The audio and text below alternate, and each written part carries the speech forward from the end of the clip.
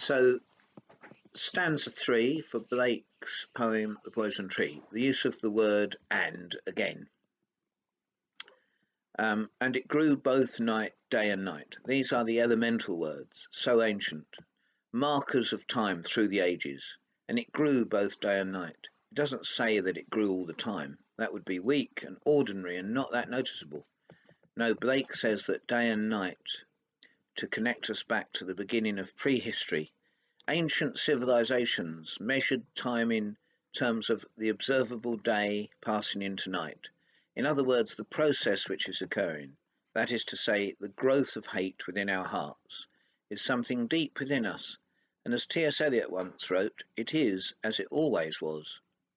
When I first read this poem, which was many years ago, I still remember the effect that the next line had on me.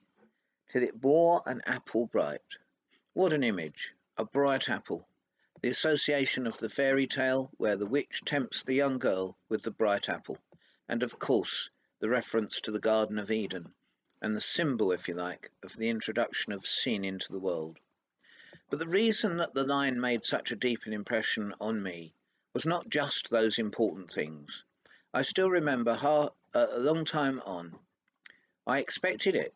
Yes, that's right. There was such a careful build-up in this poem, such a sense of the inevitability, the enchantment of its nursery rhyme beats hammered out into the part of the mind where the nightmares come from, that I dared hardly look.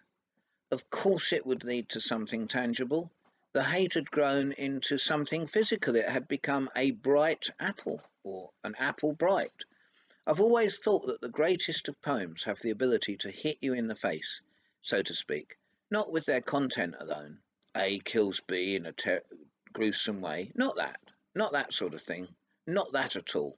Poetry relies on how it gets the idea across. And when it does, well, it hits you in the face. Till it bore an apple bright.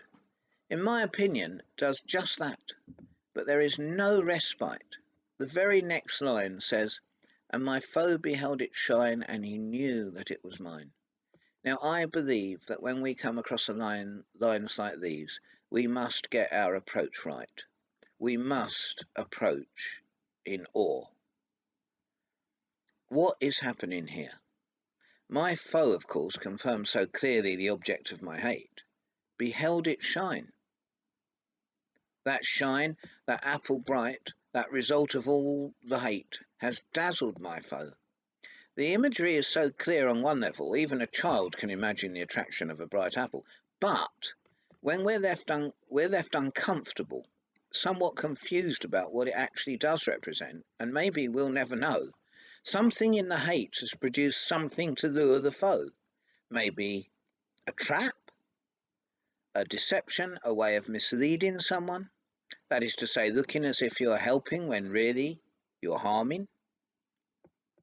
The list of results of hate is as infinite as people who hate. And he knew that it was mine. Now, I have to say to you that I've never really got to the bottom of that line. And he knew that it was mine.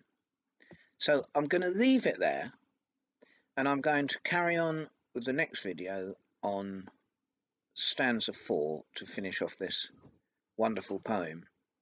And then we need to think about the afterburn, after we've read the poem, and what happens when there are no more words, but we're left with our own guilt. Thank you.